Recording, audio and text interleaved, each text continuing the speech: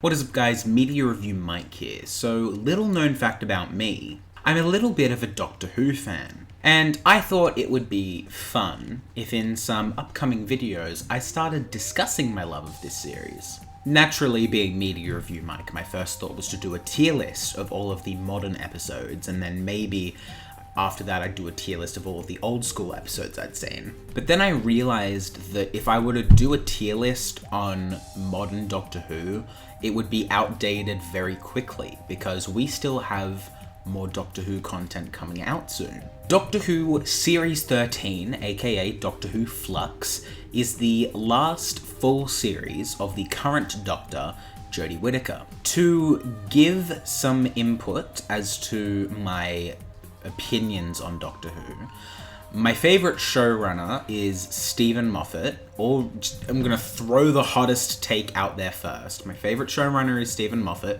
my favourite Doctor is 12, and my least favourite showrunner, unsurprisingly, is John Nathan Turner, but a close second would be Chris Chibnall. And without getting into the politics surrounding the series, my general issue with this era is just that it's not very good in my opinion.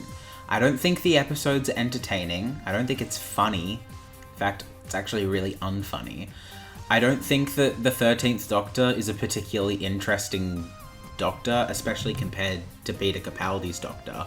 And I am one of those people that thinks that the most recent additions to the lore of Doctor Who haven't been very good.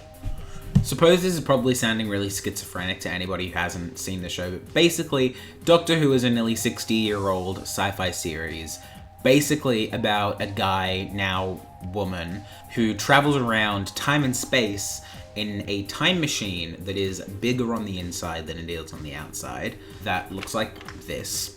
And when they get close to death, they can change their face, basically meaning that the showrunners can just change the actor every 5 years. And it is easily my favorite show.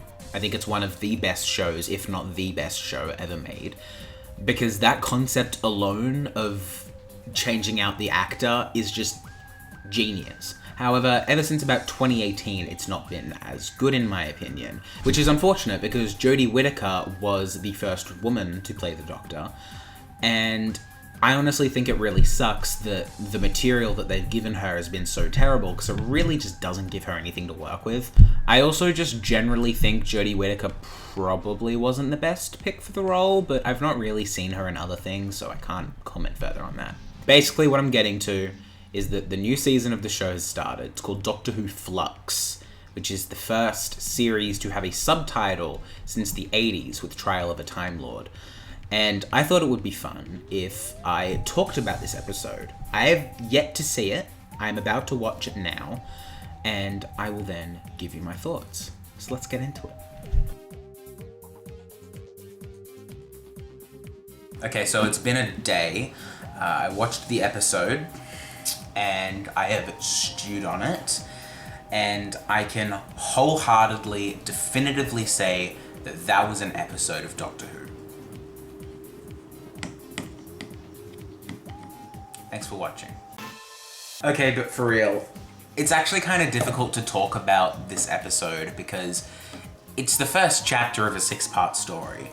So the quality of this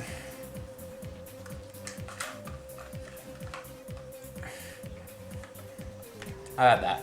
We'll just go bold. The quality of this episode really just depends on how good the rest of the arc is. When I look at the camera like this, it's less noticeable, but I've got so much hair that I am hiding behind the headphones like a hairband. Let's talk about what I can talk about. So I'll give a spoiler-free overview first, and then I'll go into spoilers. So overall, I thought this episode was decent for a Chibnall episode, but that's not saying very much. What I've noticed with Chris Chibnall as a writer is that it seems he's a lot better at writing pre-established characters than he is creating new ones, because The Hungry Earth That two-parter from season 5, that was written by Chris Chibnall with the Silurians, and that's actually a really underrated story in my opinion. And Power of Three was really good, except for the ending, but I can chalk that up to production issues. I remember liking Dinosaurs on a Spaceship, but it's been a very long time since I've watched season 7. And 42 was an episode.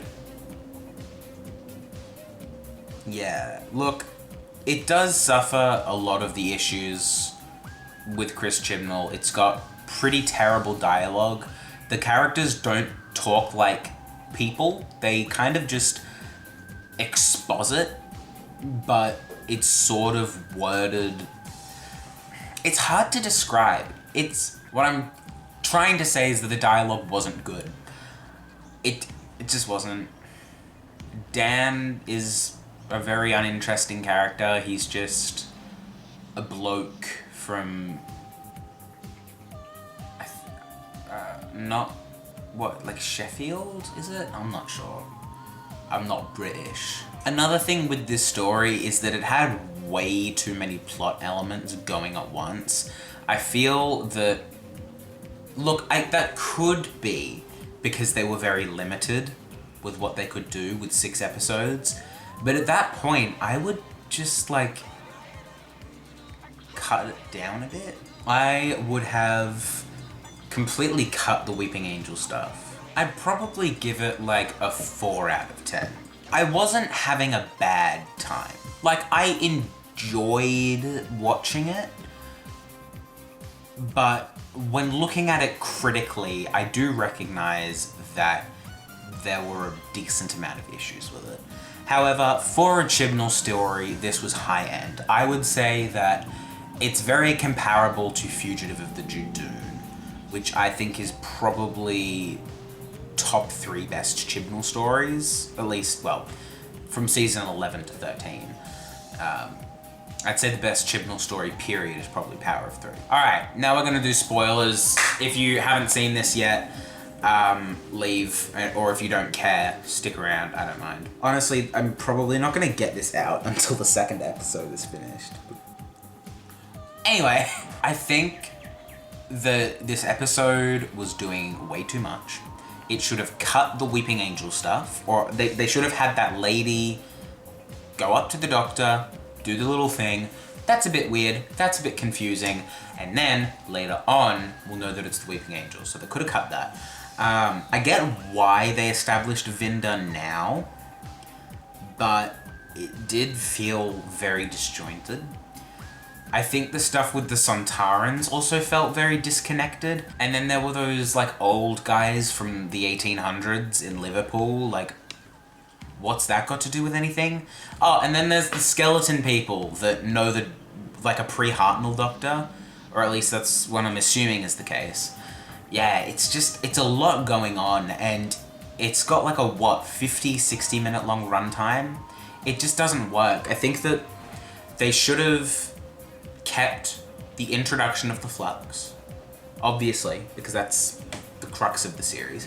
They can keep the Skeletor introduction, and maybe keep the Vinda stuff, and then maybe leave the Sontaran stuff and the Weeping Angel stuff out. And I think that would have made it feel less bloated. Because I'm honestly trying to remember. So you had the Liverpool old people. You had the dog people trying to save Earth from the Flux. You had the Weeping Angels, you had the Sontarans, you had Vinda. You have the Skeletor people, you have the Division, and now the Doctor's looking for the Division. You had the TARDIS moving around its doors and bleeding. Oh, that's another thing. I could just be stupid, but I feel the way they were shooting the TARDIS, it makes it feel less claustrophobic. Maybe it's because there are less people in it, but I felt that the TARDIS looked a bit better. The color saturation was a lot better than it was in season 12. In season 12, their answer for everything was just give it more saturation, because more saturation equals better. But yeah, the cinematography as a whole was a lot better, if you ask me. It was a lot less,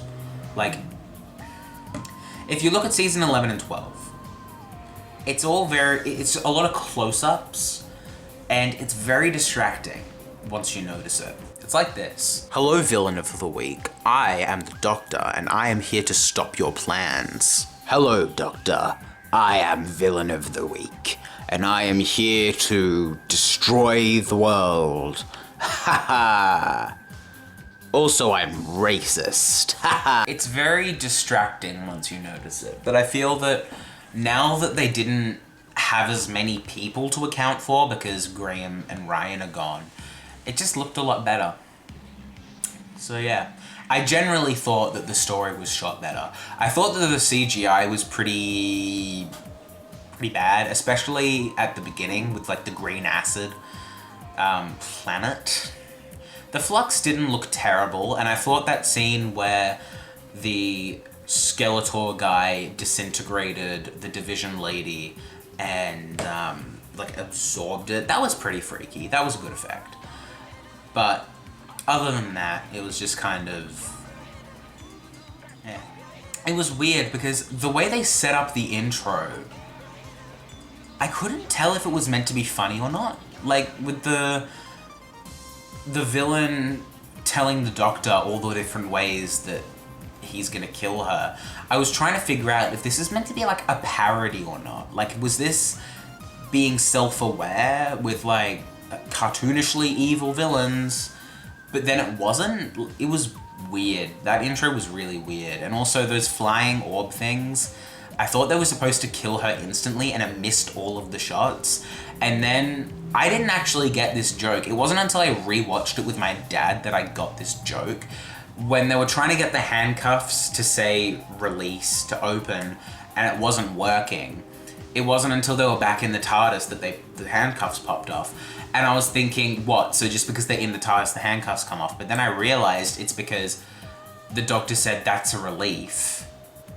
And the joke is that she has a lisp, so that's the handcuffs thinking she's saying release. And I don't know if I'm dumb and that was a really obvious joke that I just missed. If you watched this episode and didn't get that either, please let me know, because I don't know if I'm just really dumb or if that was just a really poorly written joke. So yeah, that's all I really have to say.